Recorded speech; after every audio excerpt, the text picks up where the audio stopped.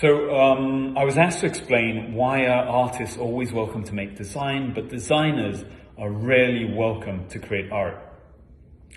The short, simple answer is that artists are assholes. Their giant ego is only equal to their giant insecurity. Now, you may ask, why are they assholes?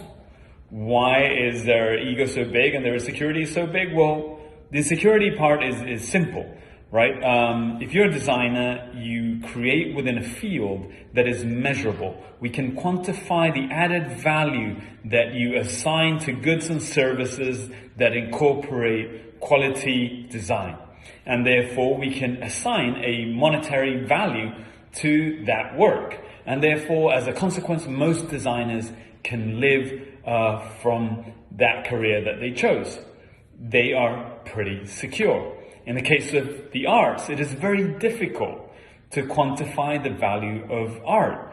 And because art is not focused on solving problems for others, but it is focused generally on personal searches, it is very difficult that the output is capable of satisfying both the artist and also contributing so much to the audience that it is measurable to a level that we could assign a added value to that experience.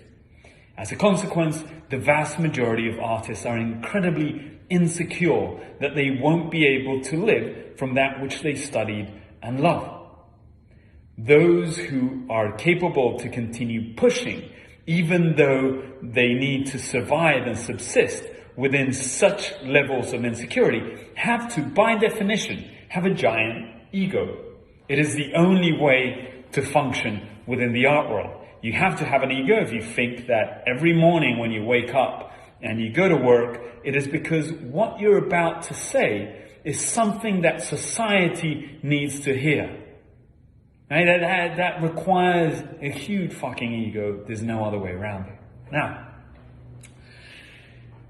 for the market, if you're a design gallery, to incorporate an artist that comes along, you're incorporating an element of the whimsical, an element of that which is abstract and weird and often different. And there's almost a added value of the hierarchical status that comes with the arts being part of this intellectual field. At the same time, that artist that comes to design, say, a lamp or a chaiselong or so on, will receive all of the help of the fabricating community within design that will help them translate that crazy idea into something that can actually function afterwards. Therefore, it is welcome to have an artist come and design.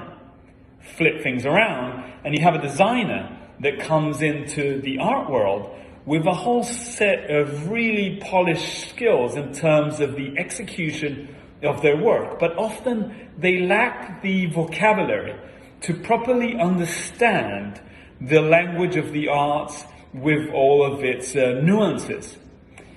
The gallerist is therefore quite complicated because they don't have a team of artists who are capable of translating that work for the art community. Plus, art tends to function much more like a cult than like culture. It is much more of a religion than design is. Because in a field where there are no measurable truths, the only way that you can assign value is by agreeing on a particular value. And in a field where it is so hard to differentiate what is good and what is not good, everyone is kind of lying a little. Everyone is going a little bit by what other people tell them. So if along comes a designer, it naturally makes everyone nervous. It's kind of like, imagine any of your friends who's religious, and you tell them that you want to convert to their religion. You will be accepted, but you won't be the same class citizen than someone who was born into that religion. At the same time, we will always be looked suspiciously as someone who could decide at any point to go back to their other religion. And that's another issue for the vast majority of the art galleries and the art market. If you're both a designer and an artist, at any point you could choose and say, fuck this, fuck the art world, I'm going back to design, which is safe and I can continue to make a living for the rest of my life. Well, what happens to your body of work? Your body of work has an assigned value at the current time and context. Generally, the vast majority of artists, their value goes down because the vast majority of them are given the hopes that they will make it into art history while they're young, but we quickly realize that it's very few that have the staying power. Nevertheless, those who manage to stay, their value goes up.